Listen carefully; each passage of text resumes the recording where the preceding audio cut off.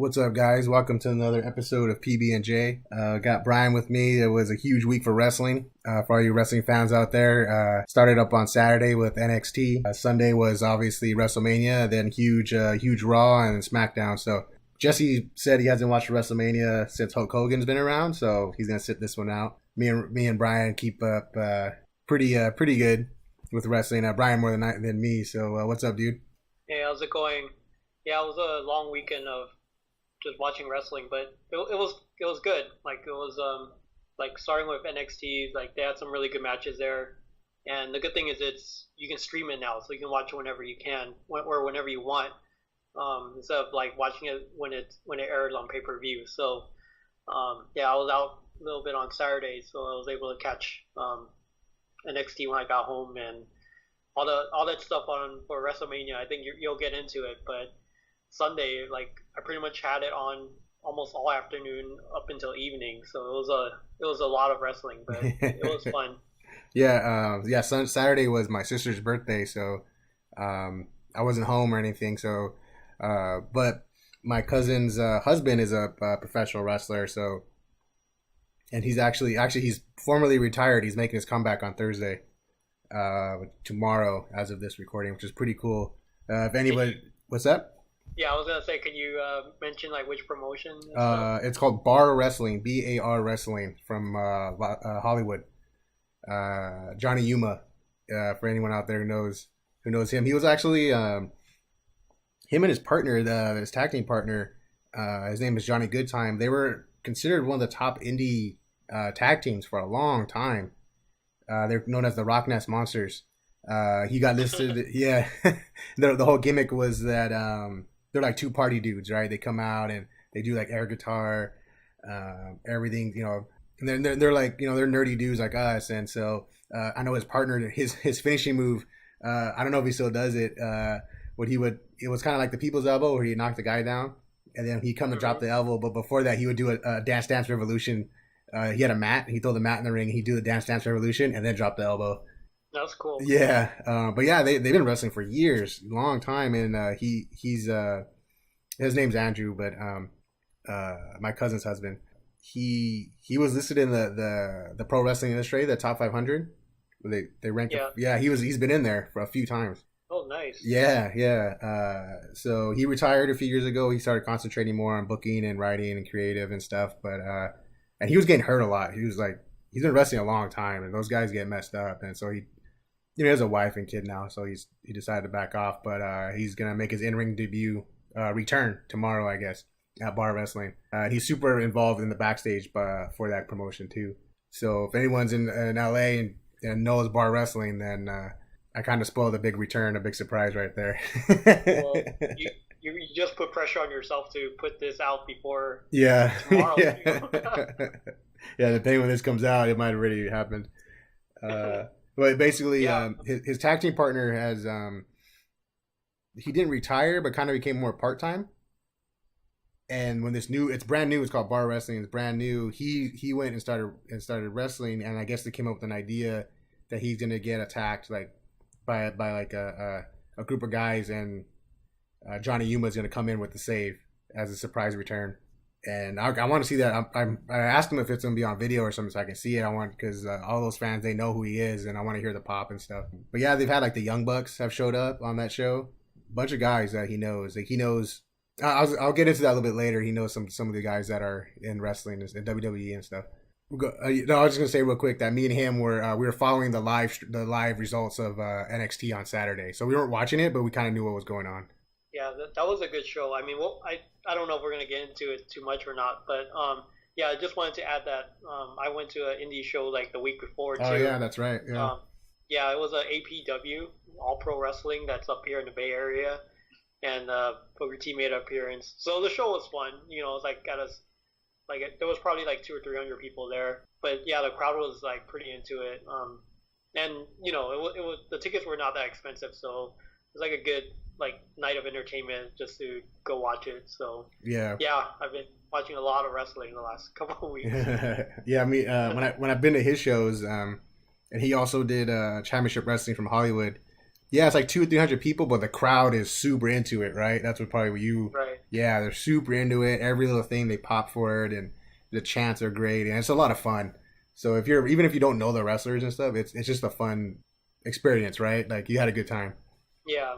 I mean, like it's more like a show, right? Like you gotta just treat it like that. Exactly. And the stuff that they do out there, it's like it's acrobatic. It's not like something that anyone can do. So there is the art to it. So it's something that's really worth checking out if people are interested or anything like that.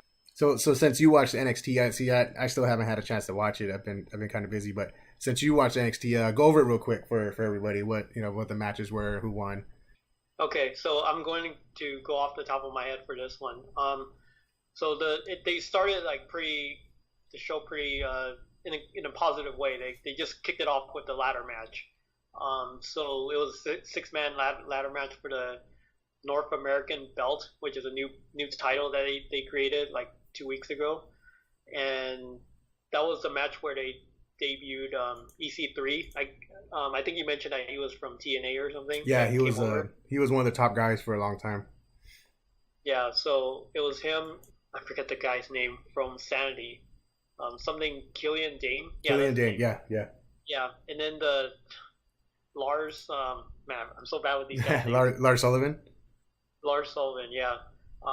Adam Cole, EC3, and another guy that debuted was Ricochet. Yeah, that guy. I'm excited to see that guy. Yeah, so you haven't had a chance to watch it, but you should watch it. It was a really good match because, it's a ladder match. So there were some parts of the match where, like, he's on the top of the ladder, and then EC3 would kind of tip him over, and instead of just like falling, he would do a back flip, like off the ring, off the ladder onto a crowd of people. Yeah. So that's something I've never seen before. Yeah, he's amazing. I saw him in Lucha Underground a few times. That dude's great.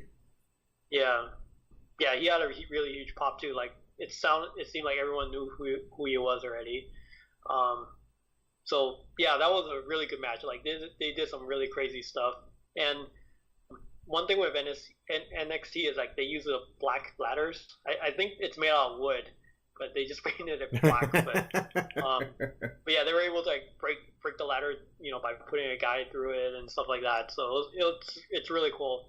But in the end, Adam Cole won the match, and before the takeover happened, he was scheduled to be also in the tag match because his team, one of the guys from Undisputed Era, Bobby Fish, he was injured, so they tried to attack the finalists in the Dusty Rhodes Classic as a way to get out of it. But the storyline was like Regal came in and he was like telling him like, what you guys think you're so smart by trying to mess up that match so that you guys wouldn't have a match at TakeOver. So in the end, he put them all 3 tag teams into a tag team match later. With that one, it was so I'm going to a tag team match. It's Undisputed Era. Pete Dunne and Roderick Strong, they were a tag team, and the guys from Author of Pain. So the match was that match was good too. So like Adam Cole pretty much lasted like 5 minutes. He got put through a table and he was pretty much done for the match since he got like beat up so badly like the match before. But there was a turn at the end, like right when Pete Dunne was gonna get the pin. Roderick Strong turns on him and does a bunch of like his moves on him, and then puts Kyle O'Reilly on top of Pete Dunne and for the win. So he finally turned heel, I guess, because I told you before about this guy. They always give him opportunities. He always gets like the big shots, but he does well in like the beginning, but he'll always end up losing the match. So I think by doing this, he for the storyline, like he realizes that he has to join those guys in order to win. So I haven't watched this week's NXT yet, so I'll have to see what happens there. So it's, the next match is Ember Moon and I forget her name. Shayna Baszler. Oh, yeah, Shayna Baszler. She's like, so she's one of Ronda's like 4 horsewomen or something, right? Yeah. That crew. Yeah. Yeah, it was her and 2 other female MMA fighters. So, I'll just go quickly with that one. So like Ember Moon comes in as a champ and she ends up losing the match. And we'll get into what happened with her later. But so now like there's a new women's champion there, and then there's the man Cien Almas versus Aleister Black. So that was a really good match too. A lot of crazy moves in there, but in the end, Aleister Black wins the belt. That was pretty good too. Yeah, and we mentioned this earlier that normally when well, not earlier, but off the air, when they drop the title, that normally means they're being called up, right? Yeah. Yeah, so we could probably see Almas pretty soon. Right. Yeah, he made an appearance at I think the Royal Rumble or something, like right the day before, right after he won the belt. So they're already kind of like putting him out there just in case people don't watch NXT, they know who he is. So yeah, I think they're gonna move him up soon. And then the last match, I know I'm missing a match. I can't think of what it is, but the main event was the two guys from DIY. So to be honest, I that's the one match I haven't seen yet because I got like really tired by the time I watched it. So that's the only one I haven't seen. I still need to go back and watch that one. So I don't know what happens in that one. Yeah. But I heard that one was really good as well. You know, they have him with the belt now, and they have a lot of I guess hype is the wrong word, but they really like him a lot. So I wouldn't be surprised if he comes in probably towards the end of the year, I'm guessing. You know, like we'll probably get into it later, but yeah, a lot of guys from NXT moved up the past week. So like I can't even think on from the top of my head like who's still there. It seems like so many of them got moved up. So yeah, we'll see. They'll probably bring in some new blood. Well, you know, they did bring in EC3 and Ricochet, so yeah, they can use those guys for a little while before like other people get moved up. And my source also said that he knows guys that are trying out right now that are having tryout matches. So yeah, they're working on bringing in some new blood and stuff. So I don't know if you had a chance to talk about this before, but what's the process? Like how does that work? Just add some information. They'll normally have a if you're not personally invited, they'll have like an open tryout. Like, hey, you know, like on this day and this day, sign up, and these guys will come in, and they'll have them go through drills. They'll have them go through matches, especially if they're veterans who've been doing it a long time. They'll put them through a match, and then afterwards they'll be like, okay, you know what, you know, Brian, we liked your match. We're gonna set up another tryout, and you go through a series of tryouts and with different scenarios and stuff, tag team and stuff like that. And then if they like you, then yeah, the best case is they offer you contract to go to Florida, where NXT is at. But it's hard because you can go to 2-3 tryouts and then just go, you know what, you're not ready, and you just spent all this time preparing and working with them and getting beat up in matches, and then nah, try again next year. So it's really tough. It's really tough for these guys. You know, Andrew had a few tryouts for both WWE and TNA a long time ago. He actually thought he was really, really close to getting into TNA. It just didn't quite make it. He says it's rough. It's freaking rough. Yeah, I mean it sounds like there's a lot of wrestlers out there, but oh yeah, I mean, to get there, it's like getting into NBA, right? Because there's so many people and the roster only has like 50 people, so like it's almost like winning the lottery for like, I mean, you know, the odds, like from the point of view of odds, it's like 1 out of like 1 million or something would get in, you know. So you really have to stand out. Yeah, so like more than 10 years ago, I went to a Raw show, like Monday Night Raw, and they would have like one of the bigger name people like have a match like before the show airs on TV versus like some local guy. And I think back then they used to use that as like the tryout, just to put them out there. But I don't think they do that anymore. So you know, now that they have NXT, they can do it in a smaller stage versus like putting them out there in front of a larger crowd. Yeah. Now they have like, I guess it's kind of minor league style, right? Like, except they don't send guys down. A guy gets hurt, they don't send him to NXT to work it out and come back up. So, but it is a farm league type thing. It is a school, right? Mm-hmm. So I mean, it's cool, and it's cool that Triple H is running it, and the matches are great. Everyone loves them, and I read an article not too long ago with Triple H, and they asked him, when they do lose a lot of their guys and they get moved up, that's a lot of pressure, right? They got to replace all these people, and he says he embraces it, and he says it's on him. It's his job to find this new talent and to develop this new talent, so to just keep it going, so it just doesn't stop. And so he takes a lot of pride and a lot of puts in a lot of work to make sure the show is good, and it shows. The NXTs are great. They're just and they're short, right? They're like an hour. Yeah, just an hour. And it's just like bang, bang, great match. No BS, no nothing. These guys come in, they put on a great show. So it's kind of like, I think we said this the last podcast about wrestling, that when Triple H does take over WWE, which is going to happen, I think it'll be in good hands. And you have to comment on this. I heard that he also took over the cruiserweights, right? He took over 205 Live, and then ever since he has, it's been they established a tournament, right? Right. And it just got way more exciting. Yeah, the matches got a lot better. It's less focused on gimmicks, because before it was just like a lot of these gimmicks. There was that gentleman Jack guy. He was just like a British guy, like very like stereotypical like British guy. Is he the one with the umbrella? Yeah, with the umbrella.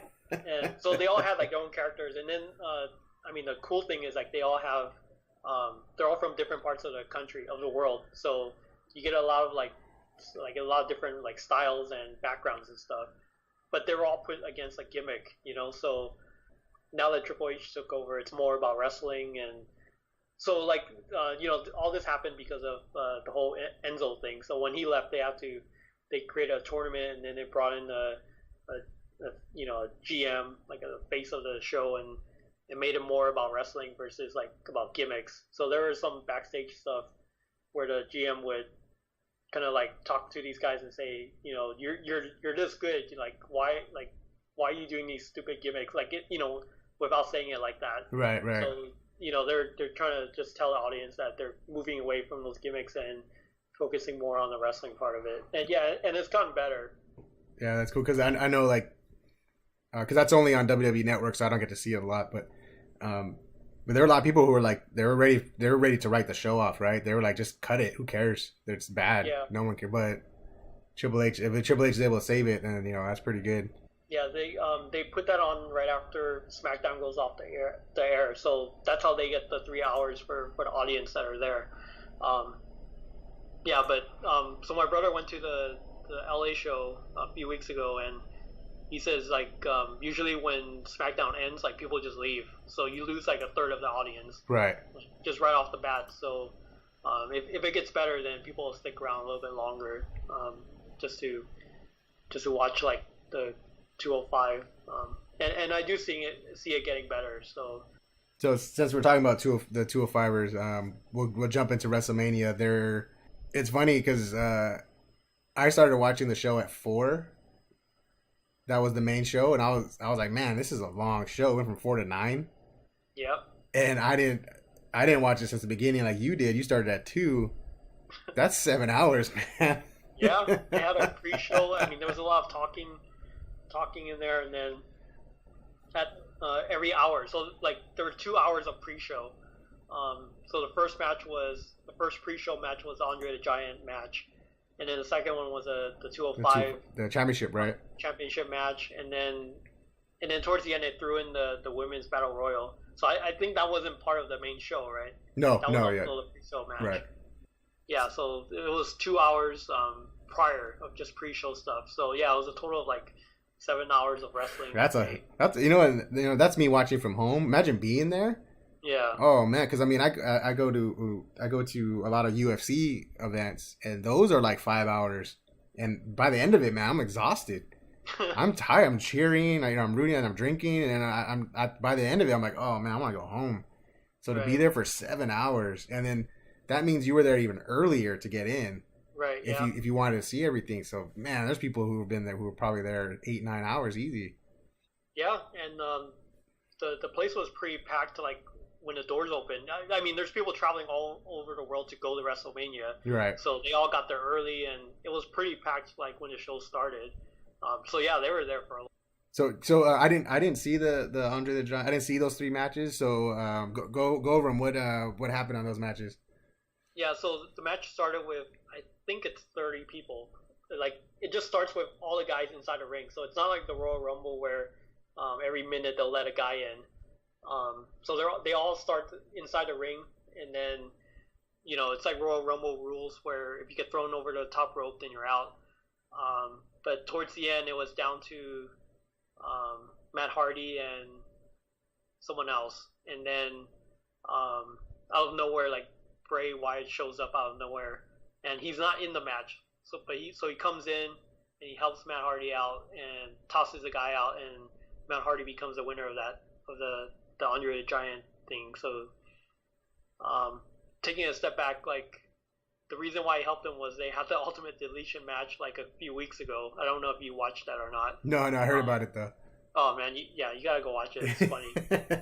So they had a match at the Hardy compound, and at the end of the match, like he throws Bray Wyatt into what he calls the lake of reincarnation, and then he disappears. So, like everyone who watched it knew that that was a way for him to change his gimmick up a little bit and disappear for a little while and kind of like give that character a little bit more life. So he disappeared since then, and then he showed up again at that match. So yeah, it was cool. Like so Matt Hardy ended up winning, and now like Bray Wyatt's part of the whole like Awoken Hardy thing. Yeah, and it's cool because they kind of seemed like WWE didn't know what to do with Bray Wyatt. Yeah, he was kind of there. It's like they would make him really strong, right? He held on the belt for a while, and then he dropped it, and then he was just kind of there, not really doing anything. And then they had him feud with Matt Hardy, and I thought, okay, that'll be cool, right? The two weird characters, but right. it didn't really kick off like their segments when they were going back and forth and talking. Like, oh, okay, this is interesting, but it really wasn't hitting. So I think by having him join Matt Hardy, that's even better. Yeah, because then they're both weird. They can just stay that way, and they can work as a tag team. Yeah, and it doesn't look like Jeff Hardy's gonna do the brother Nero thing. Mm-hmm. So at least this will give Matt someone to play off of. We'll get into Jeff Hardy a little bit later, but it seems like they're really going all in with the Woken Matt Hardy, winning the Rumble. He's a huge fan favorite, and from what I heard, or I read it that Vince is actually letting Matt Hardy do whatever he wants. He's not controlling the character, which is a big relief because I thought Vince would jump in there and mess it up. Yeah, so I want to add, so right before they showed the Ultimate Deletion, like Michael Cole had to apologize for what people were gonna see. Like, so I think a lot of the fans like gave him a lot of like crap about that. Like, why do you need to apologize? Like, we know what this is about. Yeah. But I think they were trying to just cover their backs in case it blew up on them. But in the end, like everyone loved it. So. Yeah. So that's cool. He won, and then we were talking about the 205, and so they had the championship match, right? And I heard it was really good. It was good. Yeah. Yeah. They did some really cool moves that they've never done in a 205 match. It's like the first time for those two guys, and they wanted to put on a show, and they did, so it was a good match. Yeah, I'm looking at the names right now. Cedric Alexander against Mustafa Ali. I've seen Cedric wrestle, but I haven't seen Mustafa, so he's really good too. So it's I mean, Cedric Alexander won the belt, but they pretty much both won. It puts both of them over pretty well. Oh, that's good. Yeah, those are the best type of matches when afterwards the fans are just going crazy. It doesn't matter. Yeah. Even though the guy lost, it doesn't hurt him. He still looks strong. Yeah. He still keeps his fans up. That's cool. Are they both baby faces? Yeah, they are. So like even before the match, they were like kind of like saying out loud like, oh good, let's put on a good match, and right, and then they started their match. So yeah, they're both baby faces. So they just both wanted to win the belt. All right, that's cool. Yeah, and another thing, like in the pre-show, they kept showing John Cena in the stands. Oh yeah. Because Undertaker's not there, he couldn't call him out, so they kept panning to him to, for his reactions and all that stuff. So. And then there was the women's battle royal, right? So this one, similar rules as the Andre the Giant one, where they all started in the ring, and it came down to Naomi, Sasha Banks, and Bayley. So like they had the whole thing going on with Bayley and Sasha Banks where they were like best friends, but they can't trust each other because they kept turning on each other. So there was one part where they kind of like shows like peace between the two, and then Bayley just throws her out of the ring. So Bayley thinks she's won a match, but like Naomi never got eliminated. She was just outside of the ring, so she came in and threw Bayley out. So that adds to the feud for them two, and Naomi ends up winning that match. And Naomi was hurt a lot, right? Because I remember she was getting she was hurt for a while. Like, yeah. I think last year after WrestleMania, she had to give up the belt or something. So she did have to step away for a little bit because she got hurt. Yeah, I remember having a big push and then just being gone. So yeah must have been that's probably what I remember was her getting hurt.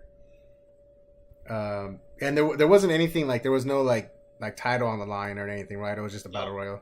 So this is when I jumped on about 4:00 and thinking I was early. And then they start talking about, we had the battle royal. I was like, oh dang, what the hell? But I was out running errands at the gym and stuff. So the first match was The Miz, Seth Rollins, and Finn Balor for the Intercontinental Championship. It was pretty sweet. Seth Rollins came out dressed as the Night's King from Game of Thrones. That was pretty dope. Even the context, it looked crazy. I thought he was gonna wrestle with him. I was like, "Whoa, is that saying?" And then he did, and he took him out. But still, it looked nuts. So all three of these guys are really good, and there was no way the match was gonna suck. They're all good, and I have to get up for the Miz every time because I thought that guy was just I thought they just brought him in just because he was on Real World. Right. But that dude, he's worked really hard, and now whenever he does come out, I'm like, oh, cool, Miz. Like he's actually good. So I thought it was a good way to open the show. You come in with a match that was guaranteed to be good, and I was pulling for Finn, but having Seth win that's cool too. He's really good wrestler, and even when he had the championship and stuff. And I'm really glad they let him do the curb stomp again. I know they banned him for a while. I didn't think it was dangerous. Like the Randy Orton one when he used to put people's head, like that was dangerous. Like they took that away, and I understand why they took that one away. But this curb stomp thing, like if you get the guy to, just kind of move the head down a little bit, it's not that bad. I mean, I'm not a wrestler, so what am I like? I don't know what I'm saying, but I don't think it's as serious as the punt move where you can actually get a concussion. Yeah, he would have kicked dudes in the head. Like this one, he kind of like they go up with the foot and then they come down, and I think the main concern was that they didn't want kids doing it. Oh, okay. Yeah, that's normally the reason why they don't want kids doing it, but they let him bring it back because he was just doing the pedigree, and it's like right. That's Triple H's move, Yeah. But I like the finish. Finn hit the coup de grace, and I think on Miz, and then Seth came in and hit to break up. That was cool to break up the pin. Is that he hit a curb stomp on him, so it got Finn off of him. And then when Miz tried to get up, he curb stomped him for the win. So that was a really good, really cool finish. So I was like, all right, this is a good way to start it off. I'm liking this so far. And then it went right into the Charlotte versus Asuka match, and I was like, whoa, I thought that was gonna be later in the show. And I haven't seen too much of Charlotte because she's on SmackDown, so I don't get to see her wrestle that much. Because I normally watch Raw, but this was a sick match too. Yeah, they put it on the line too. Like that one move where they were both on the top rope and they did that flip move. I don't know what the move is called, but I wasn't expecting that because I've never seen either one of them pull right. Yeah, I remember Sin Cara used to do that back in the day when he was still there. But I didn't know that Charlotte and Asuka could do it. And they pulled out. I was like, holy crap. They jacked each other up. Charlotte, she ended up winning. It was a great match. It was back and forth. They did some cool stuff. She did that backflip into a triangle choke. Yeah. Yeah, that was pretty sweet. And I don't know if Charlotte really hurt her arm when she did the figure eight. Remember she posted up, Right. and Yeah, she only did like one she arm. did it with Right? one arm. That's She did that bridge. yeah. So I don't know if that was if she hurt it or not because she was kind of holding it like it looked hurt, Yeah, but there was some blood on her too. So yeah. So I wonder if she did, but that looked dope doing it with the one arm. Yeah. And then Asuka tapped to it. I was like, oh man, that's good. And so just for people who didn't follow, like that match ended Asuka's streak of like over 2 years. Even when she was at NXT, she just handed the belt over. Like she didn't actually lose it. So she's one of those who didn't lose the belt before getting moved up. She just handed it back to William Regal. So she had the streak going for over 2 years, and that was a match where she finally lost. And it was cool because it's like we were saying, a little bit earlier. Both of them look really strong. The crowd was behind both of them, so even though she lost, it's not a big deal. Yeah. Like, oh, the streak is broken, and that'll be the end of her. Like, no, the crowd was still behind her. It's a great match. She lost, well, she's gonna lose, and if eventually. But if you're gonna lose, might as well lose to the, who's considered maybe the best female wrestler ever. It's not a bad way to go. Yeah, and it's WrestleMania, right? Like if you can end Undertaker's streak, you can end her streak. Exactly. Yeah, exactly. But I think the way they went about it was the right way to go. She loses, but she loses to Charlotte Flair in a great back and forth match, and where the crowd was going nuts. So she lost, her streak ended, but it's not a big deal. She's not going to lose any momentum at all. I was about to say, probably watch more SmackDown, but we'll get into it a little bit later. But the Superstar shakeup is coming, so one of these could be moved anyway. Yeah. So after that match, they show a little scene where the ref runs out and meets up with John Cena, and then tells him something like, "Oh, he's here," and then Cena just gets up and he runs to the locker room. Yeah. That was pretty cool too, because like the crowd's already jacked up, they're already hyped for that match, and then you see Cena and you're like, "Oh no, the Undertaker's here!"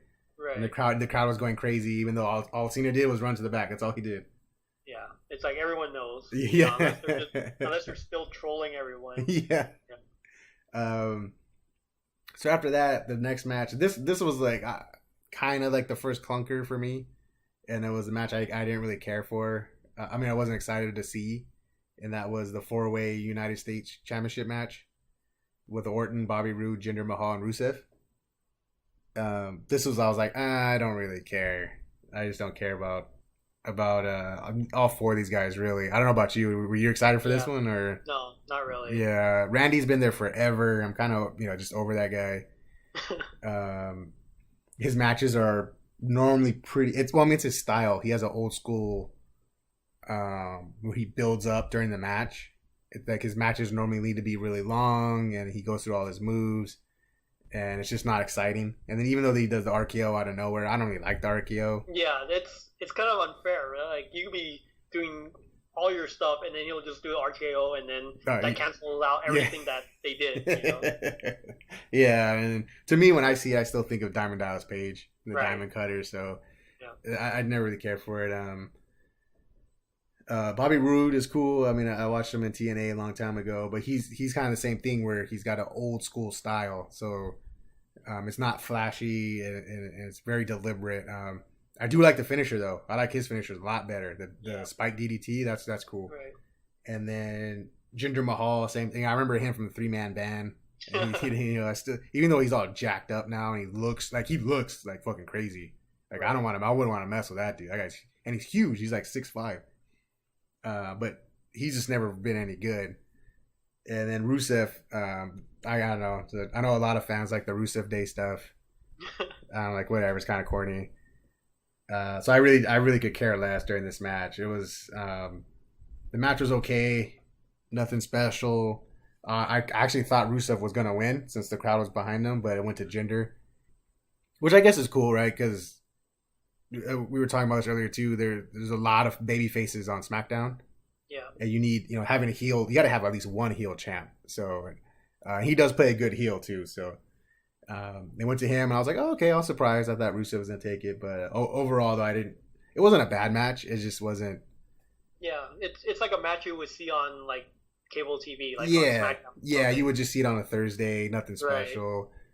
Maybe they did that because they came off the 2 hot matches, the ones right before Right. it. So okay, let's throw a match in there that if you It's gotta like go, it's like a restroom break slash yeah, like get some beer yeah, match. yeah, gotta go to the concession stand type match. And they're not stupid. They know what they're doing when they put these matches. Like, okay, Yeah. this is the one that's not gonna have a lot of heat. Let everyone kind of stretch their legs. So, and it wasn't that long either too. So they didn't drag it out. So again, it wasn't bad. It was just okay. Like you said, you could see this on Thursday. Yeah. Um, So this is like so far like it's been a trend where um the results are all unexpected so far. At least to me, it's like from the beginning of the show till up to this point. yeah, Yeah, yeah, yeah. we'll get to the more matches, but like I think that just continues for the rest of the night. So And see, the next one was Kurt Angle and Ronda Rousey versus Triple H and Stephanie. And you know what? This match was really good. I was surprised. yeah, I was like, oh, Ronda, she's so green. And nothing against Ronda. It's just she just signed like in January. That's 2 months, 3 months of training. And I was like, oh man, what? That's a lot of pressure to put on someone, who's just coming in, even if they are a great athlete. But no, and I think a lot of it has to do with being with Angle, Triple H, and Stephanie, who are vets, right? They're pros, hmm and they knew how to sell the show. They knew how to push her and make her look good, and they're the best of the best. So I mean, if you had put her with some other wrestlers, it might not have worked. But having the three of them with her, it worked. She looked really good. She came in all jacked up, like she used to when she used to fight in the UFC, yeah, just yoked up. And I was like, oh man, that looks like the Ronda I remember. And she was good. She looked like a natural. She went in there and she knew when to beat up Stephanie. She knew when to take a back seat. Where Stephanie, of course, I always thought she was the best McMahon.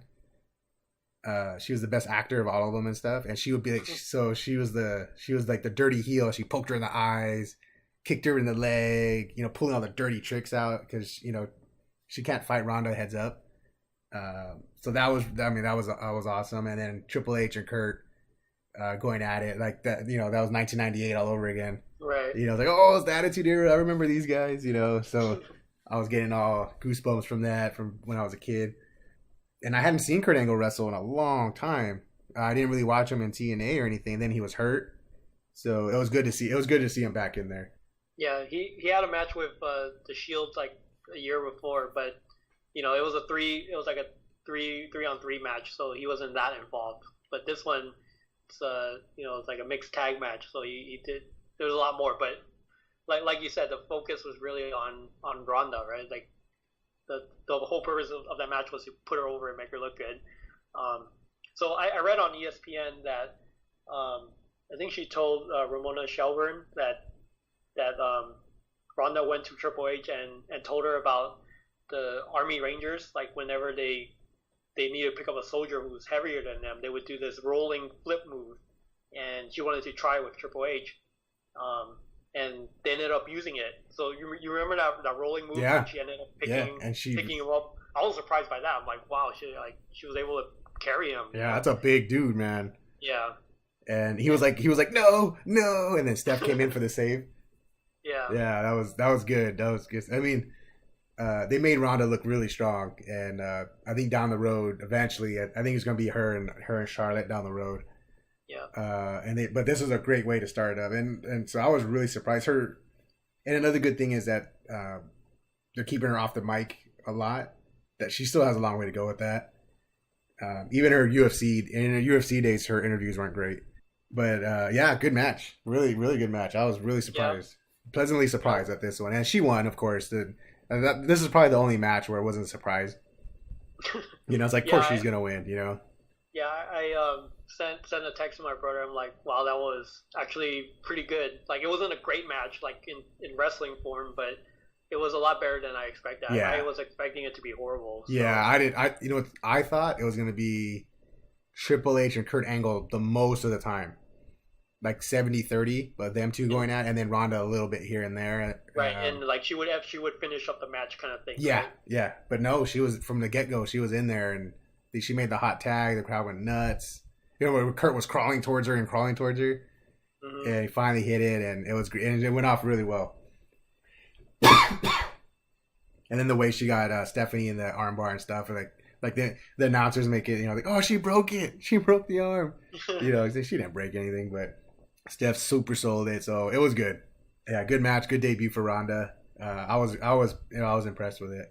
And the next match too was another match I was like, I don't really care about, and that was the tag match, the SmackDown, Usos versus New Day versus Bludgeon Brothers.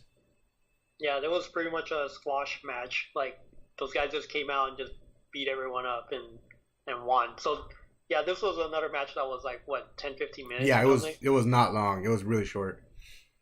And yeah, it was a squash. The Bludgeon Brothers came in and they just whooped up on everyone, and then they just walked out with the titles.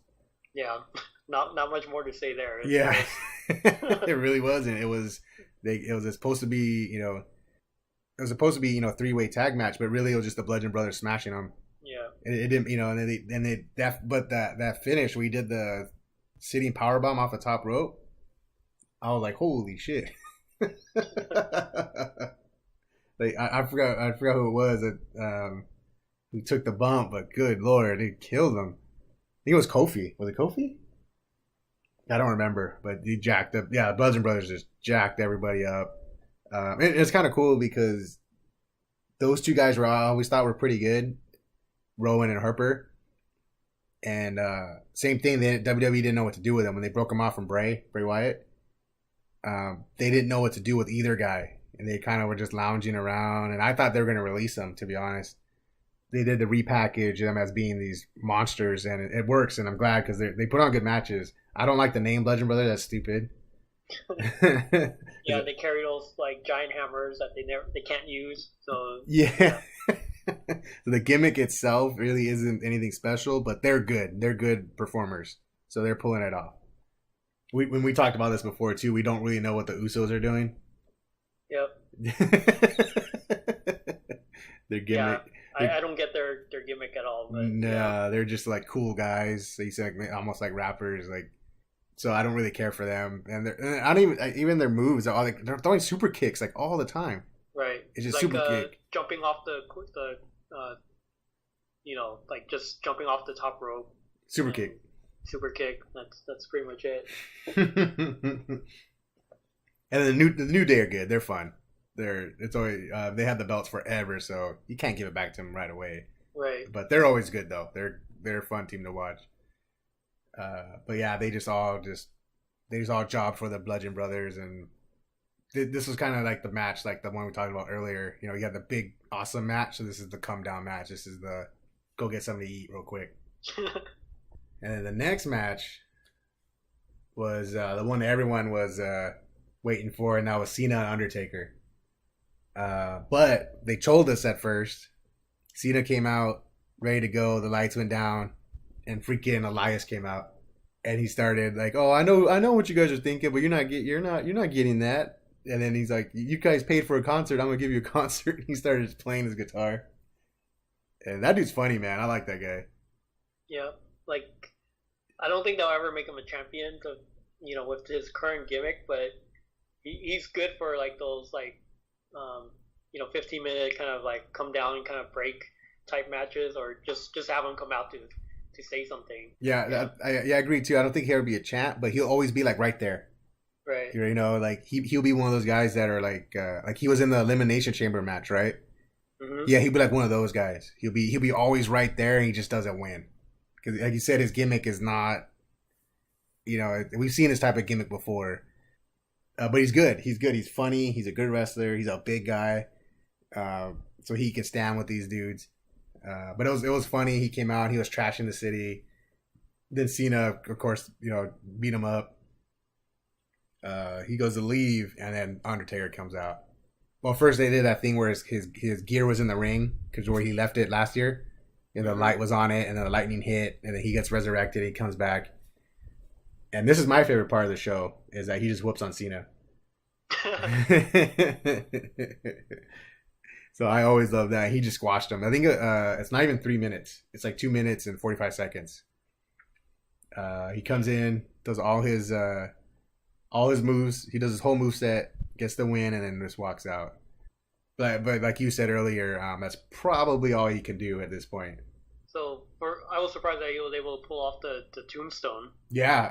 Like when he went to do it, I was like, oh shit, like, and he did it. But I mean, he got a new hip, right? Like Yeah, that's dangerous, dude. And even the old school, he did the old school. We jumped off the ropes. hmm Yeah, I did not expect him to do any of that, but he did it. It was really short. He just squashed Cena. That's probably the extent of what he's going to be able to do.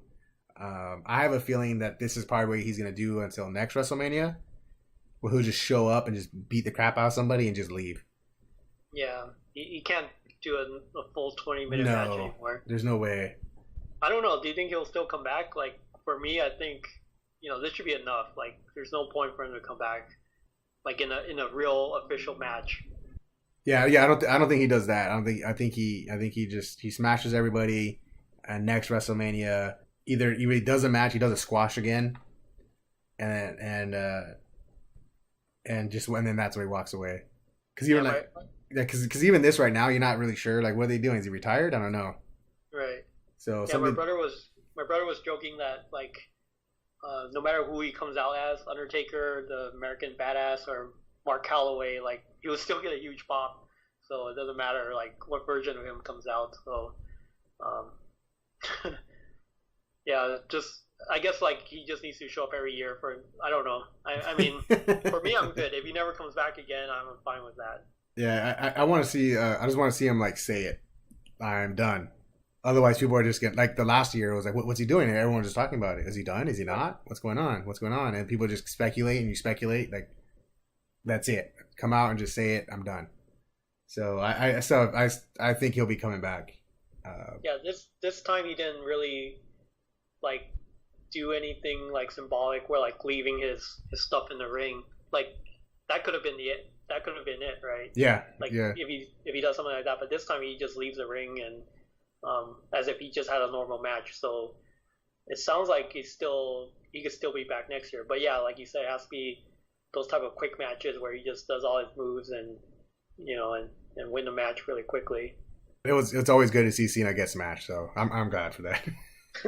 I'm like yes, like this one and when he when Lesnar when him and Lesnar and their feud and Lesnar just beat the shit out of him. Yeah, that's all good with me. Keep it up. The next match. Oh, this one I was interested because it was a return of Daniel Bryan. Bryan and Shane against Owens and Sami Zayn. And I was like, man, what well obviously you knew the crowd was gonna go nuts and they did when he came out. But he looked good. It looked like he never took a break. Yeah. The only thing was he was a little soft around the middle. So you can tell that he hasn't, like he just recently got back in there. It's not like he was always ripped or anything. He never had that type of body, but you can tell that he just started working out again. But other than that, man, it was like nothing. He was in there doing everything. Yeah, I don't have much to say about this one. It's good to see him back, and yeah, there was an early part of the match where he got power bombed on the apron, and they faked the whole thing like he's hurt, but I mean.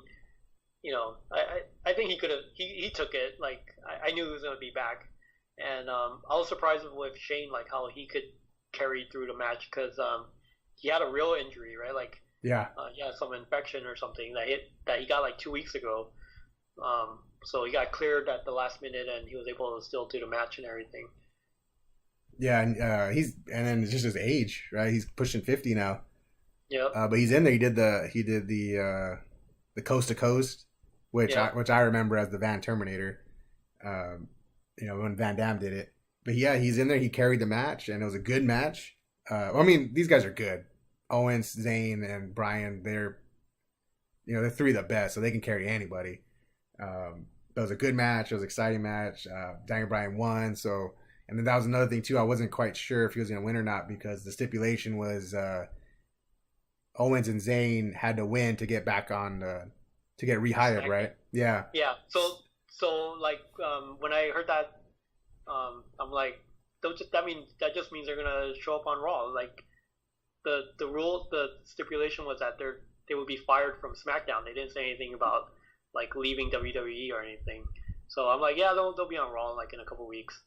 Um, but yeah, they ended up losing. So I was pretty confident that they were still gonna stick around after that.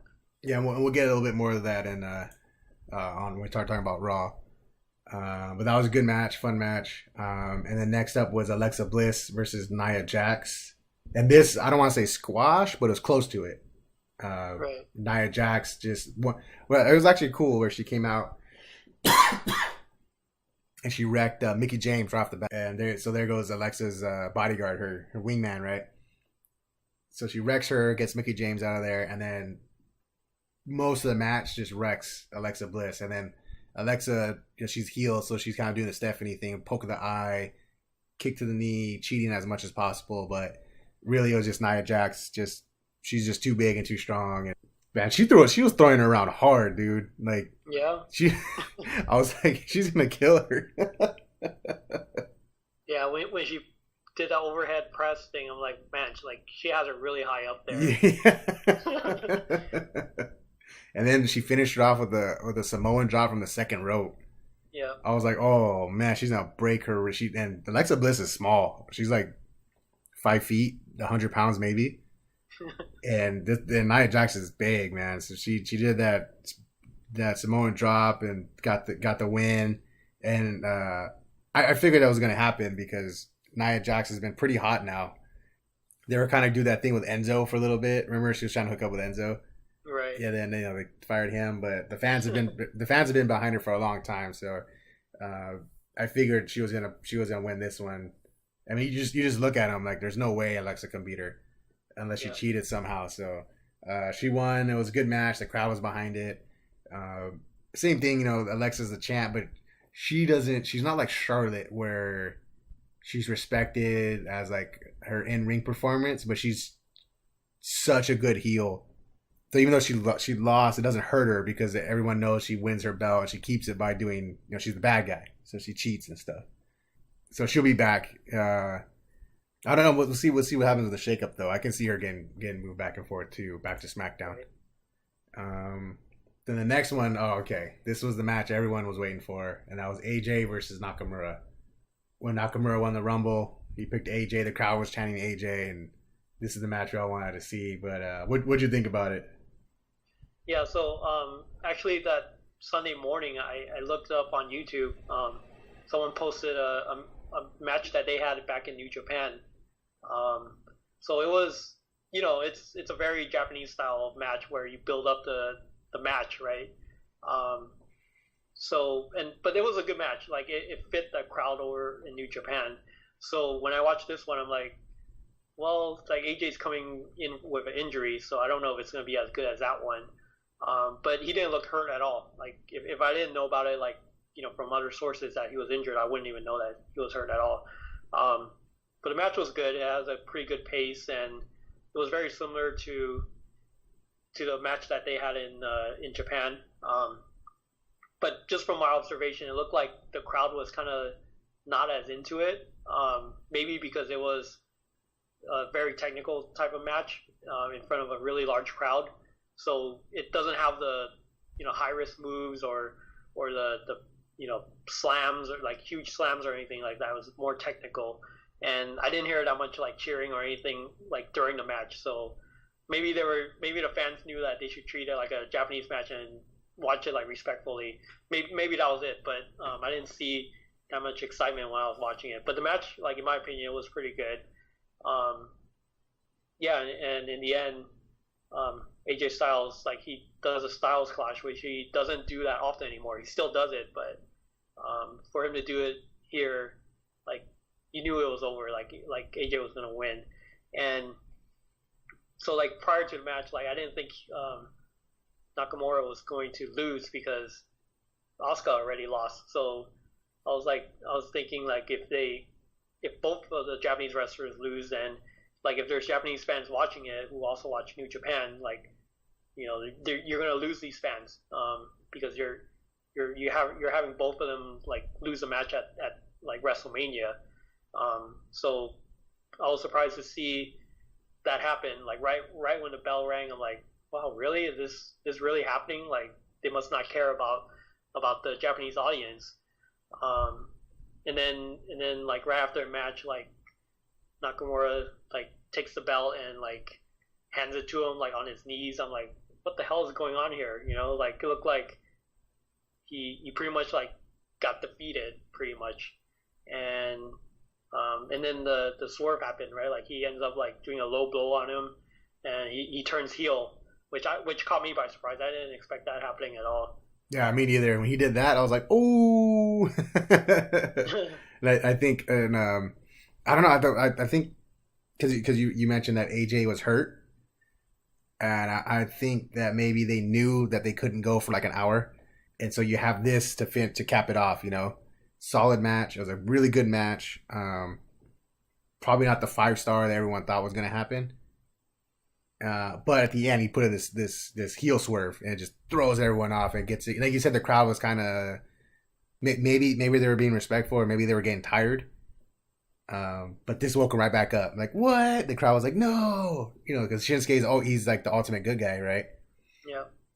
And it just came out of nowhere, so it surprised me. You know, I was like, what? He just won the Rumble, and they're pushing him super hard, and he lost. But hey, you know, whatever. It's AJ. You know, losing to him is not a big deal. But then he does the heel swerve. It's like, holy shit, like that's cool. And then you know, we were talking about it earlier too that I read an article that SmackDown had a problem that they didn't have enough heels. They had a ton of baby faces, not enough heels, and now we just have a big one coming. So yeah, that was cool. Seeing that heel swerve was totally shocking. Kind of, I don't want to say save the match, but it bumped the match up and made it more important. Yeah. It made it more important. Because if it was just a straight up one-on-one AJ wins, it's like, okay, well, you know, whatever. I've seen that, you know, before. But then you have this massive heel serve at the end with one of SmackDown's top guys. So pretty cool. Pretty good match. And then the great heel swerve was pulled off really well. The next one. Oh, the Sheamus and Cesaro versus Strowman and Nicholas the Child. So this was just a goofball match. It was the bar. Everyone was wondering who is Braun Strowman gonna pick to be his partner to face the bar, Sheamus and Cesaro. And there was a hot rumors that it was Big Show. Some were saying Samoa Joe. You know, like just everyone just throwing out, and he literally picks a little kid from the crowd, smashes on Sheamus and Cesaro, and they win the titles. It was funny. It was funny. Braun's a good showman, so he pulled it off, and then he even tagged a little kid at one point. Remember? Yeah. And the kid gets in there like he's gonna do something, and then he tags him back out again. It was funny. It was a funny match. It was another one of those matches, a filler match, right? You had the big meeting between Shinsuke and AJ, and this is just a goofy something funny. You know, it makes Braun look super strong, which he is anyway. Yeah. So imagine you're like a 6-year-old kid watching that. You're like, wow, like I could be a wrestler. You know, like yeah. That was what they were going for, right? Like, right. You know, like the young fan could be like in a wrestler someday kind of thing. Let's see. And you know, also too, it doesn't. I mean, at first I was like, man, the bar just lost to one guy, but then I was like, no, it's Braun. Braun is like the monster right now. Doesn't hurt them at all. They'll be just fine. Yeah, going into it, I thought he was just going to be like a solo tag team champion.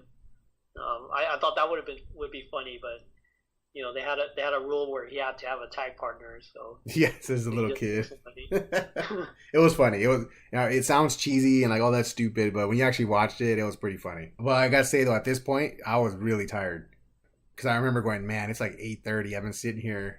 I was like, man, and then watching it on the network. Sometimes you hit pause. And this has happened to you. I think you mentioned it, where you hit pause, and then when you hit play, sometimes it doesn't start where you stopped it. It'll jump ahead.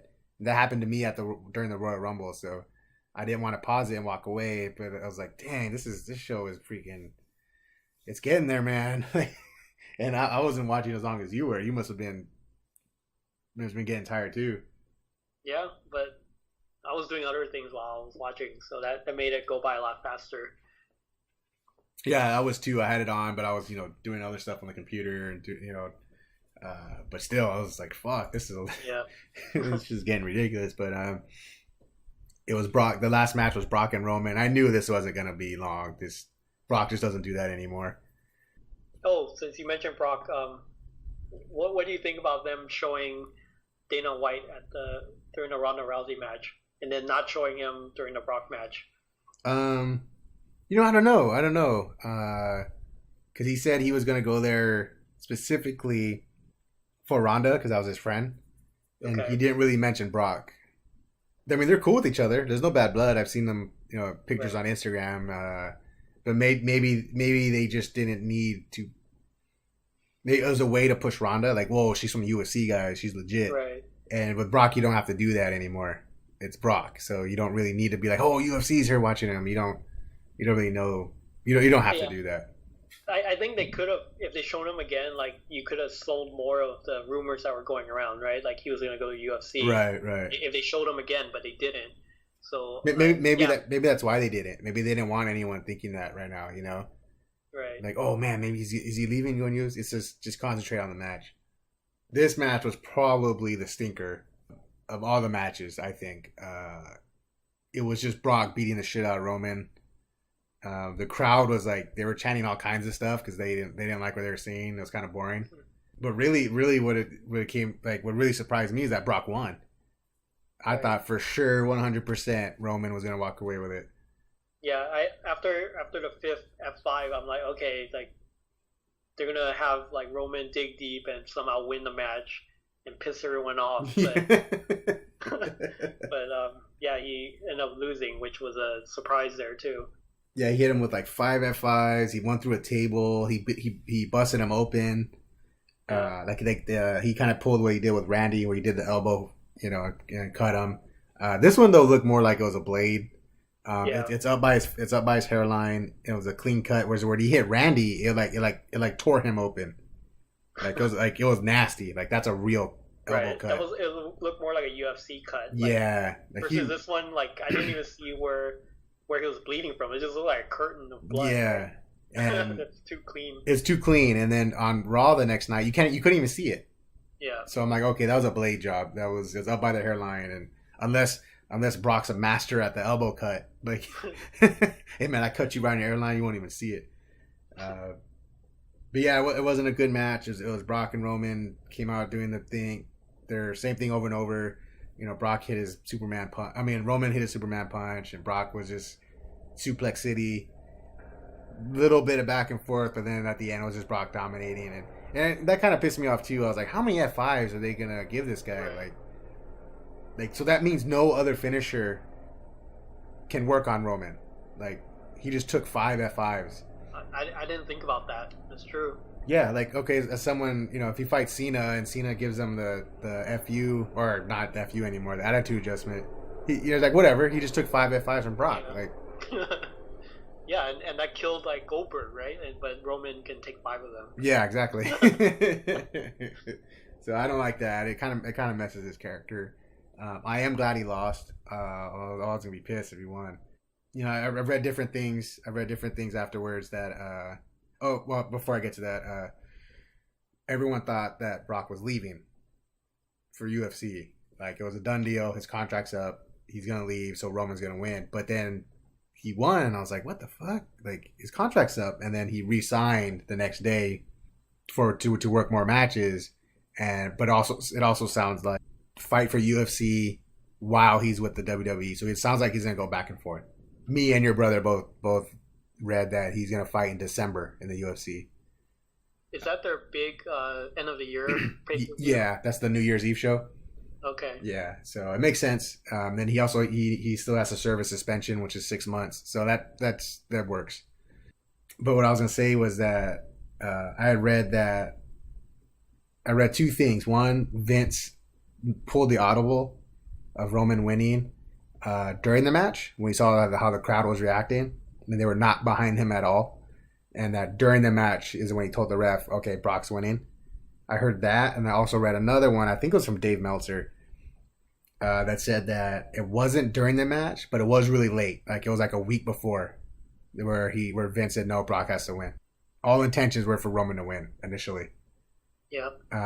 But I mean, it's been 3 years and Vince has been pushing. It's not working. So I also read, I think it was Yahoo. Someone said that they think that's it for Roman. That Vince tried his hardest. They tried his hardest. And it's not working. Time for someone else to come in, which I hope they do because he's not ready. He's not ready. That's the problem. It's not his fault. He didn't. Vince is the one that's pushing him, but the dude needs more serious work on the mic skills. I mean, it's been how many years and he still sucks. Like he's still really bad. Yeah, he has like no character outside of just being a big like wrestler type. Yeah, his charisma is not there. And when they reformed the Shield for a little bit before Ambrose got hurt, it worked. It's like, oh yeah, okay, cool, he's back. That's where he needs to be. That's where his character works the best. But Ambrose got hurt and they had to split up again. So I mean, I do like what went down on Raw, and we'll get to that. But the other rumor right now is that they're gonna. Well, it's not a rumor. They announced it that he's gonna wrestle Brock in a steel cage at the Greatest Royal Rumble show at the end of the month. And I'm like, man, I don't want to see that. I don't think anybody wants to see it. I mean, you don't want to see that, right? No, nobody does. No. I mean, for the fans over there, I think it'll be a good show for them. But for the fans here, they're not gonna want to watch that again, right? Okay, so it's the same match, but they're in a steel cage, and he's just gonna toss like ragdoll Roman around for like 5 minutes with the same move over and over, and then pin. Yeah, it's not gonna be interesting unless like that's where they finally give like Roman the belt. But I don't know how that's gonna be received when they come back to the U.S. to do like Monday Night Raw or something. So, we'll see what happens. But yeah, it's just gonna be a match like. If they just keep it like a house match where they just have a match there just for the fans there, okay, fine. It just happens to be on the card. That's okay. I just hope they don't make any big moves where like Brock like actually loses to him there. But maybe that's when the contract expires. Like he probably just signed him on for another 3 weeks. So I've heard of that rumor. Yeah. Like they didn't say how long the contract was going to be. It could be just for the 3 weeks. And then the other rumor I heard was after that WrestleMania match, like when Brock went backstage, like I don't know what, like nobody knows what the details, but he confronted Vince and they had a shouting match. And then oh yeah, I heard about that. And then Shane had to jump in and they were gonna like have a fist fight. And Brock throws the belt like at Shane or something, and then he just leaves. So I don't know what's going on there. So. I don't know if that's just like news to put out there, or he was really upset about something. Maybe he.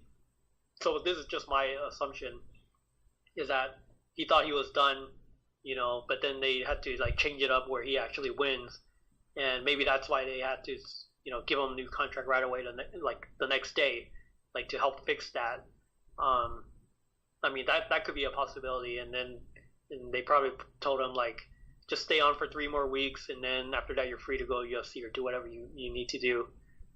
So that's my guess, but we'll see what happens in the next few weeks. Yeah, yeah. I'm hoping. Well, like you said, if they treat it like a house show for the fans, over there, that's fine because they don't get live matches out there. Yeah, I mean that's cool, but yeah, if they do something where he wins the belt and then comes back and then everyone just boos the shit out of him anyway. But in a way, that is the safest way for them to do it. I mean, it's like one of those things where it's like it happened, so you have to live with it now. Yeah. In a more controlled environment, we're not gonna start throwing stuff or start like booing, and all that. Yeah, but even though this match wasn't the best, I thought this WrestleMania was really good. I liked it better than last year's. I would say this WrestleMania and this year's Rumble were really good. I mean, I haven't watched it. I haven't watched the like the other pay-per-views. Like they had like Fastlane and some other ones. I don't know if did you watch those ones or? I just watched some of those. Like they're okay. I mean, it's just like extended like Raw or SmackDown. Yeah. It's not that crazy or anything like that. But yeah, this WrestleMania was really good. Other than the length of the show, it's like god dang. Other than that, it was really good. Good surprises, good matches. And then like the Rumble too. The Rumble was really long, but that's because they have 2 Rumbles, so I get that, and matches. So okay, but both these shows this year have been really good. So like you have the big 4, these 2, SummerSlam and Survivor Series. So I'm thinking I'm gonna check SummerSlam out and Survivor Series for sure. If they're gonna keep this up, I'm gonna check those out. I don't know if you're willing to do this, but Survivor Series is at Staples this year. Just letting you know in case you want to watch it live or anything. When did the tickets go on sale? Or because I know the tickets. Yeah, it's on sale already. It's like in November. Yeah, it's always November. It's always like the week before Thanksgiving, right? I think so. Yeah. Or yeah, it's always around Thanksgiving. Man, that's a long show. Are you gonna go with your brother? Or I'm thinking about it, but for me to go down there, it's a big thing. I have to fly and do all that other stuff. Yeah. So. But if I do go, I'll check out NXT for sure too. Like yeah. Maybe we'll do NXT. Yeah. That sounds more doable.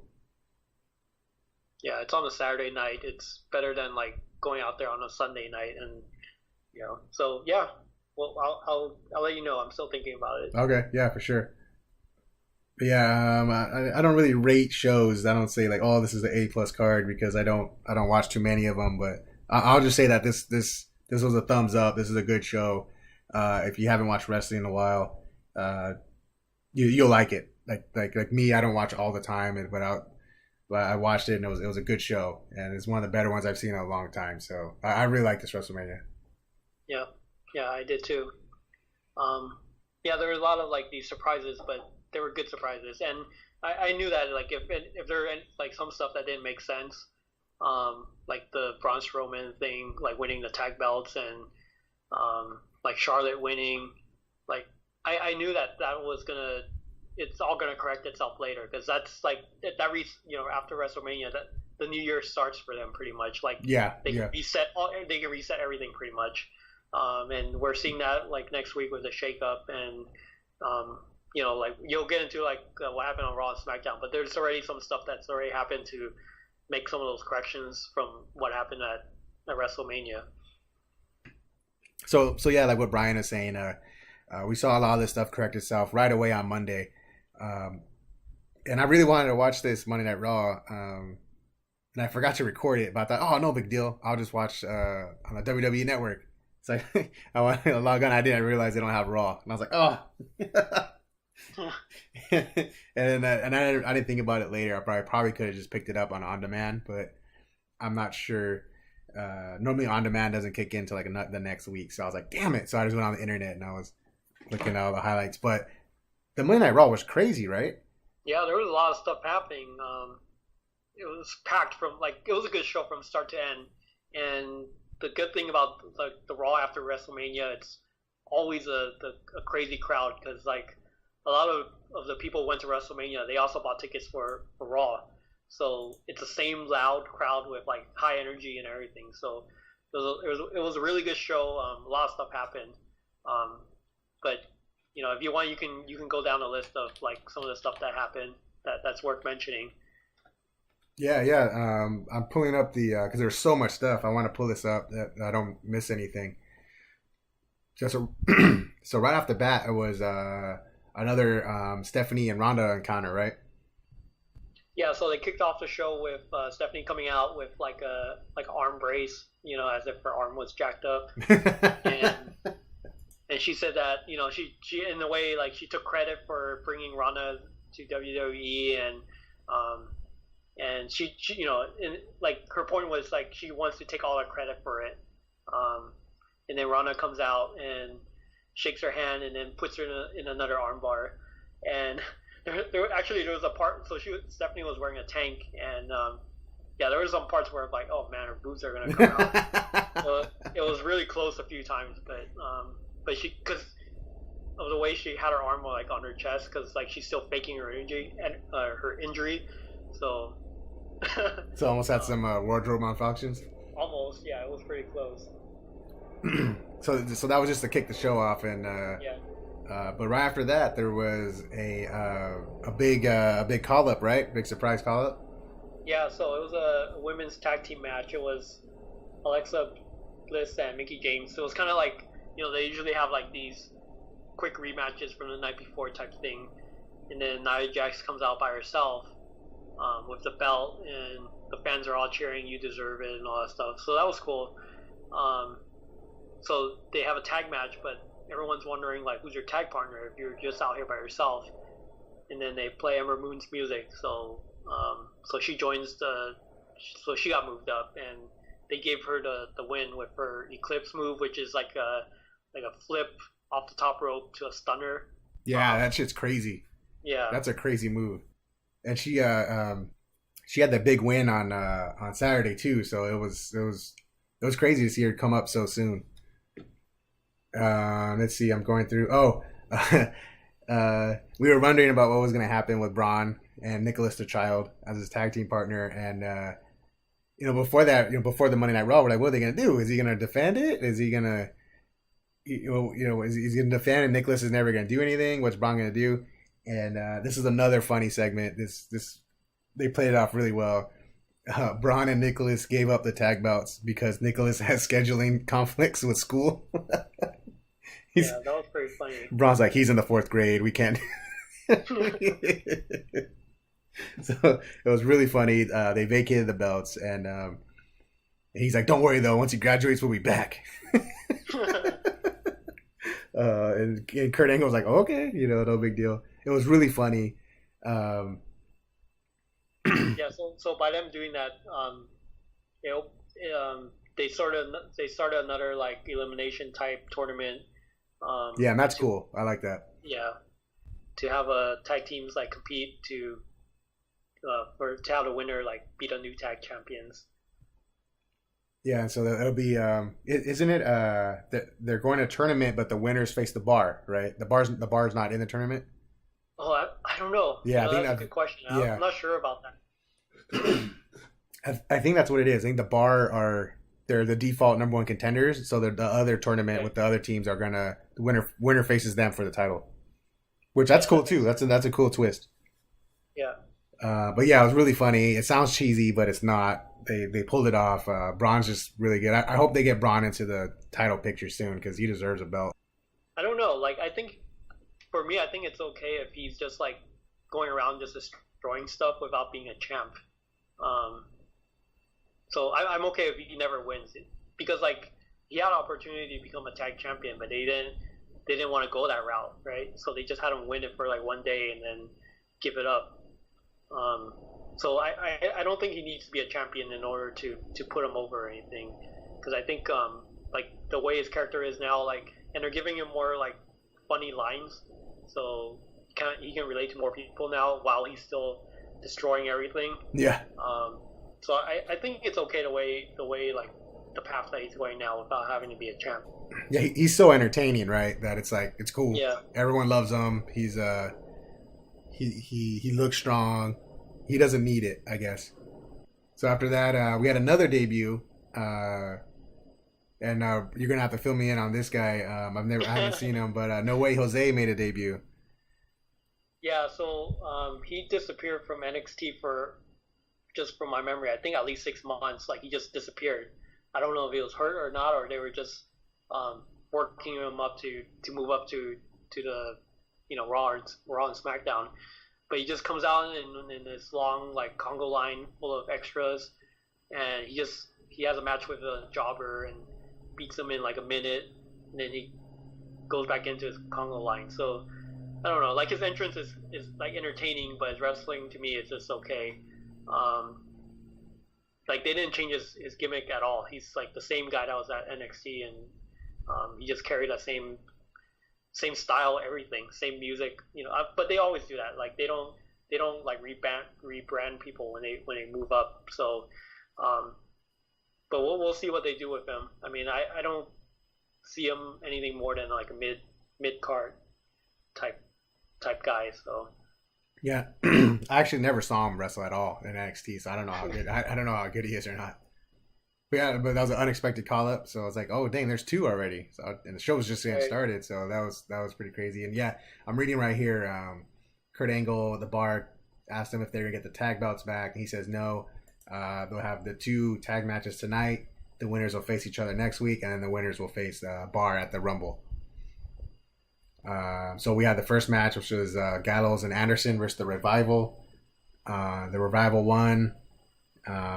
Nothing special here, right? Just the same old match. No. Yeah, it's just a regular match. Yeah. So there's too much craziness. We're not going to go over this too much because it doesn't matter. See, Seth Rollins is talking about how he won.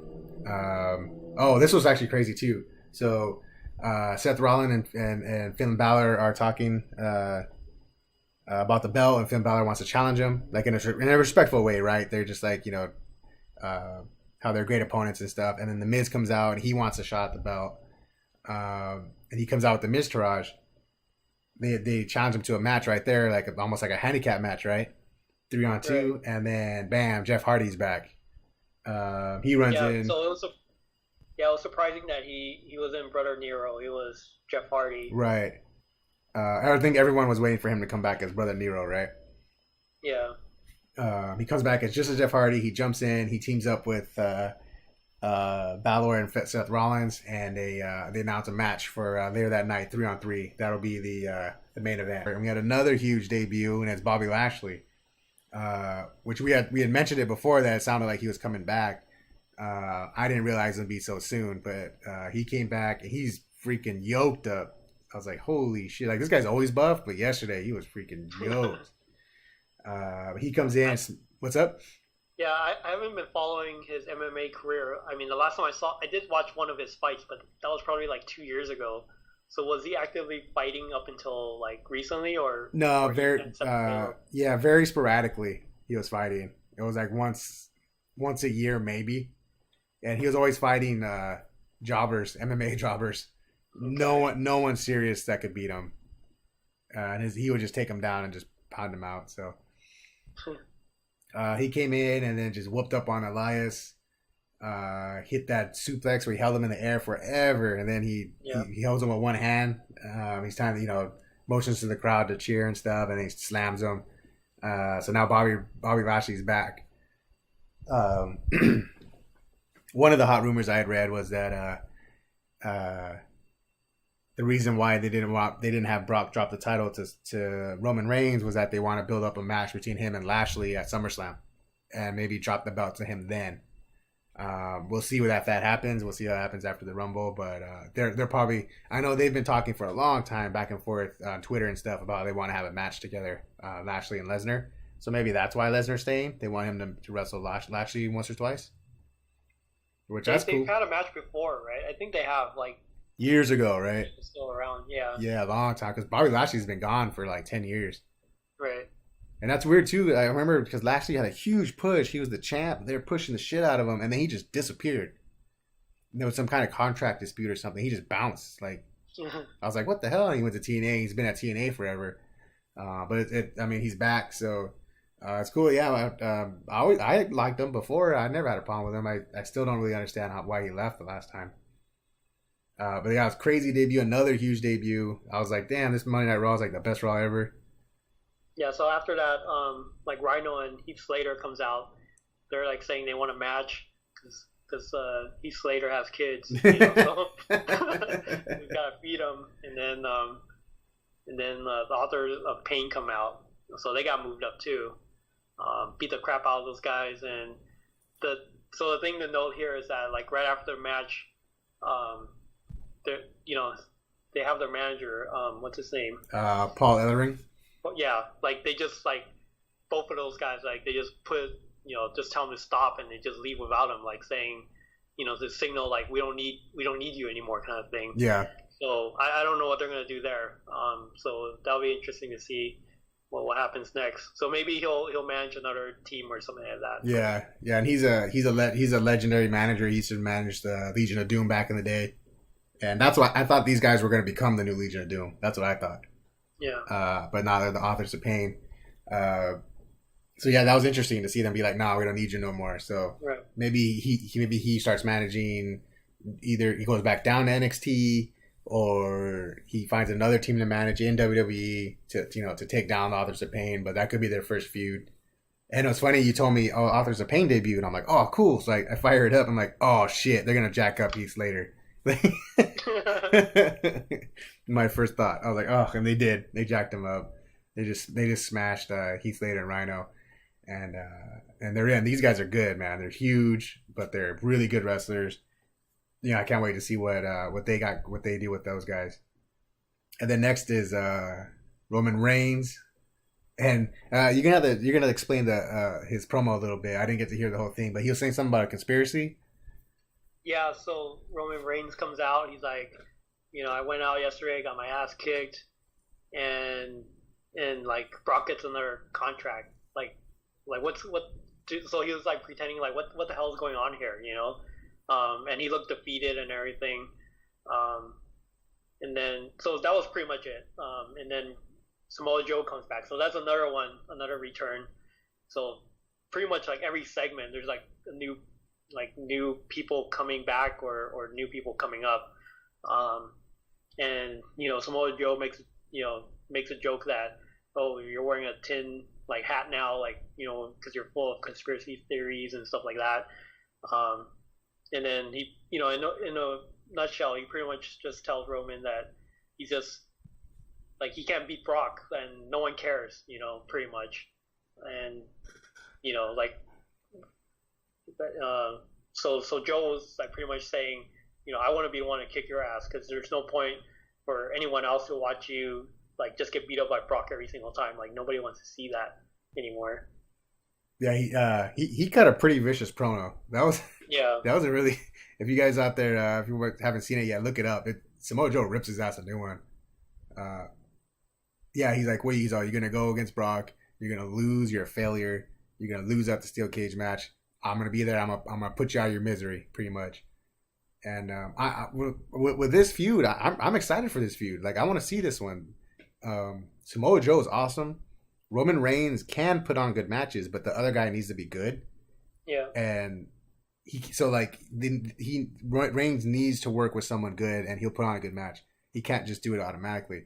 So I was like, damn, I want to see this match. They're gonna have good matches. I totally don't want to see the Brock versus Reigns steel cage match, like at all. Have these two guys. I was like, when Samoa Joe came out, I was like, hell yeah! I didn't think about this. This is a great pairing, right? Two big, strong guys. They'll jack each other up. So I want to see this. Like, I hope something happens where that steel cage match just falls apart. They don't do it, and they have these two guys go at it. Like that would be great. But I know they want to build the feud up. You can't just steel cage match right away. You got to build it up. Let them talk shit. So I'm really hoping that Reigns loses the steel cage match, and then Samoa Joe can be like, I told you, and then that will fire up Reigns, and then they can have a bunch of intense matches. That'd be cool. I'd be down for that. Titus Worldwide versus Matt Hardy and Bray Wyatt. Another of the tag match. So Titus Worldwide are pretty worthless. Like, there's no way they're gonna win, right? No way they're gonna win. I don't know. Titus O'Neil sucks. Like every time I see him, I'm like, this guy's just garbage. And he has a good look. He's huge. He's ripped, but he's not any good. Apollo's good, but he's kind of stuck with Titus. He needs to go on his own. Right. So they, Woken, Matt, and Bray, they win. Of course they're gonna win. Everyone loves them, so they're gonna go on next week to face the Revival. Whatever. But this is way better, and it was Kevin Owens versus Sami Zayn. Winner gets a contract with Raw, which is like Brian, what you called earlier. And the best part is that there's a draw, there's a double count out, and neither of them get a contract. So yeah, and the best part was like when they approach Kurt Angle, they're like, we just got fired from SmackDown, and they were like wearing a suit and stuff, like they're trying to get a job, and Kurt Angle's like, well, my roster's full, but TNA's hiring. Yeah, so that was funny. And the whole crowd, ooh. Yeah, that was great. But these two guys are so good. They're gonna make everything good. And the match was good. They going back and forth. It was a good match. And then they both hit each other, and they go outside the ring, and neither of them get a contract. So it's like fitting. So we'll see what they do with that. And then we have they announced the Superstar Shakeup next week. So we'll see what happens. But then we had the Miz and the Miz Shraj against Hardy, Rollins, and Finn Balor. I mean, these guys. I mean, all 6 of these guys. Well, I don't know. I was gonna say Bo Dallas and Curtis are good, but really it's more that the other 4 are really good. But the good guys win. Rollins, Hardy, and Balor win. Not really a surprise. It's a good match. Good way to finish off Monday Night Raw. And it's just a crazy Raw. It was just a crazy Raw. So much stuff went down. All these debuts. We were talking about how NXT loses guys left and right, and that's what happened. They lost the Authors of Pain. They lost No Way Jose and Amber Moon, and now they got to replenish NXT, which is what they did. Man, but just crazy. That was a crazy Raw. I can't believe they put all that into one show. And then SmackDown was not as eventful, right? Yeah, there were a few things, but it was nothing like what they had on Raw. I mean, so we can probably run through this one like a lot faster. I think really the only thing of really big importance was Charlotte losing, right? Yeah, so they debuted Billie Kay and Peyton Royce. So they're from NXT. They're like these 2 Australian girls. Like they're super, like they talk like with this really super annoying like personality, but they're funny. They're like really funny. So they beat up on Charlotte, and then like Carmella finally cashes in her Money in the Bank briefcase and wins the belt. So that was a big surprise. And like I said earlier, this is just another way for them to reset everything, and now Charlotte's like free to move to both shows. So that kind of leaves like the audience guessing like which one she's gonna be at now that she's not a champion on SmackDown. Yeah, totally. I can totally see her getting pulled over to Raw, maybe sending Alexa Bliss over there, and then setting up Charlotte versus Ronda for next year's WrestleMania. But I think that's it. Shinsuke was still acting like a heel. He came out and beat up AJ Styles again. And AJ was going 1-on-1 with Daniel Bryan, right? Right. And so it was a good match for the most part. And yeah. Then, he comes in and he just like does like 2 low blows on AJ Styles to end the show. He had a great interview, right, where they're asking him about why do you go heel, and he goes, "Oh, my emotions got the best of me," and then they're like, "Oh, but can you explain?" And he goes, "I don't speak English." Yeah, that was pretty funny. So he's gonna play this heel up. I think he's gonna play this heel up really good. I mean, he's good. I mean, he's just such a talented guy. He can do anything. But that's pretty much it for SmackDown. I don't think there was any. I was actually. Yeah. So they announced that Paige is the new GM. That's right. Yeah. That was the other big thing. Yeah, she came out since Daniel Bryan is an active wrestler again. They made her the new GM, which is that's cool. Keep her around. Because she's still she's great on the mic. She's a great personality, so it keeps her around. But I think that's it. There was some other matches, but nothing. I thought I was gonna get crazy. I was like, man, if Raw is crazy, SmackDown's gonna be crazy. Not really. It was more of a normal show. But yeah, a lot of crazy stuff. It's a huge week for wrestling. We got the Greatest Royal Rumble come in with the 50 stars. That's crazy. 50 wrestlers. They're gonna have to pull some guys off the street or call them back to show up for this. Yeah, they're gonna have to pull in NXT guys for sure. That's a lot because they also have matches on the card, full on matches. Yeah. So they have all the belts are on the line. Yeah, everything. So man, I don't know how they're gonna do 50, but I mean that's cool. I mean, I'll check it out for sure. I love Rumbles.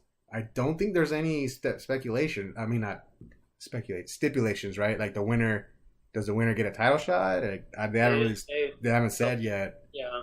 But they got to do something to make it exciting. And then we'll see what happens with Brock and Roman on the show too. But it was cool to see another big show coming up so soon after WrestleMania, because I think after that's Backlash and those pay-per-views I don't really care for. So I'll check out the Greatest Rumble and then see what happens at SummerSlam. Yeah, so I think that one is since it's in like Saudi Arabia, like the start time is like on Friday morning at 9 Yeah. a.m. or something, something crazy like that. Yeah, So, yeah. It's some weird. I saw it's a WWE network only because no one's gonna be able to watch it live. There's no way. Not I meant out here, especially if you're East Coast, West Coast. Like who knows? yeah. But yeah, crazy week of wrestling. It was a fun week actually. Like I said, I don't watch wrestling all the time, but this was a good week. So pretty surprised how good it was. But anything else you want to throw in there, Brian? Yeah, so last week there was a official announcement that New Japan is coming up to San Francisco. So Oh, what? yeah, I'm Oh, looking dang. forward to that. It's like July 7th, so right after 4th of July. Do you know when the tickets go on sale? No, they still haven't announced it yet. But man, you better watch because they've had 2 shows out here in Long Beach, Yeah, and they sold out like in minutes.